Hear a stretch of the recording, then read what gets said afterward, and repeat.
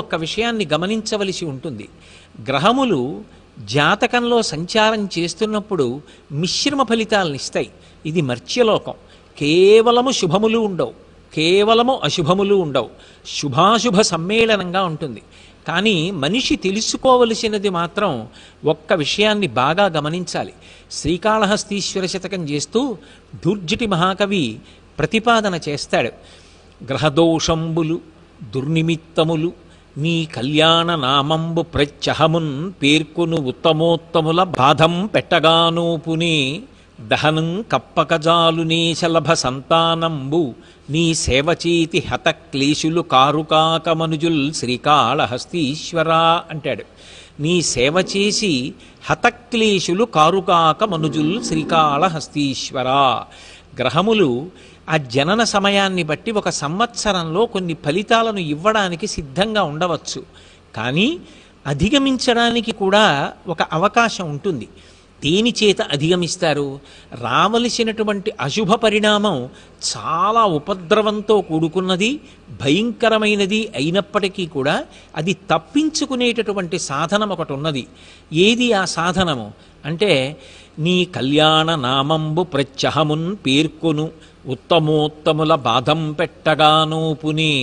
భగవంతుని యొక్క నామ సంకీర్తనం ప్రతిరోజు చెయ్యడానికి అలవాటు పడినటువంటి వాడెవరుంటాడో అటువంటి వాణ్ణి గ్రహములు కూడా బాధించవు. ప్రతిరోజు భగవన్నామం తెలిసి కానీ తెలియక కానీ చెప్పగలగడం ఒక అదృష్టం.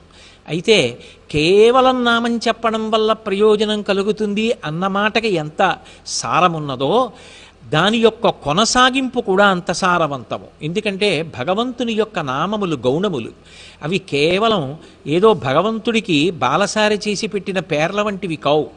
ఒక్కొక్క నామం చెప్పగా చెప్పగా చెప్పగా ఆ నామము యొక్క అర్థమేమి అని తెలుసుకునే ప్రయత్నం చేశారనుకోండి, దాని వలన భగవంతుడు ఒక్కొక్క గుణాన్ని ఆవిష్కరించినప్పుడు, లోకాన్ని సంరక్షణ చేయడానికి ఆయన ఒక్కొక్క లీలని ప్రదర్శించినప్పుడు, ఆయా సమయాలలో ఆయన చూపించినటువంటి దయ, ఆయన యొక్క కారుణ్యం జ్ఞాపకానికి వచ్చినప్పుడు, లోకం ఆయనని కీర్తించినప్పుడు వచ్చినటువంటి పేర్లు ఆ పేర్లు.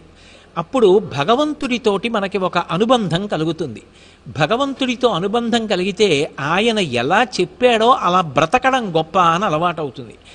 ఆయన ఎలా చెప్పాడో అలా బ్రతికితే ధర్మాన్ని పాటించినట్టు అవుతుంది.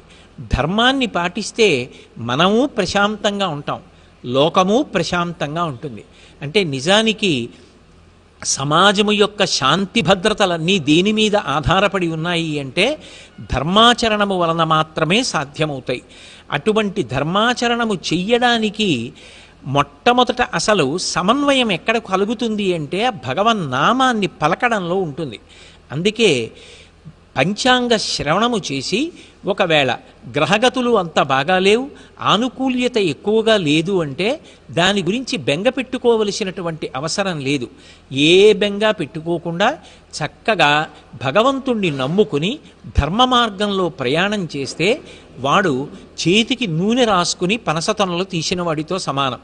పనసతొనలు ఎంత జిగురుగా ఉన్నా, పనస పాలు ఎంత చేతికి అంటుకునే లక్షణమున్నవైనా, చేతికి నూనె రాసుకుని తొనలు తీసిన వాడికి చేతికి ఆ జిగురు అంటుకోదు. అంటుకోకుండా నూనె కాపాడుకుంటుంటుంది. అలాగే ధర్మ మార్గంలో ప్రవర్తించిన వాడికి భగవంతుని యొక్క అనుగ్రహం ఉంటుంది. భగవద్ అనుగ్రహం ఎవరికి ఉంటుందో అటువంటి వాణ్ణి గ్రహములు కూడా చెనకి విశేషంగా బాధ పెట్టవు.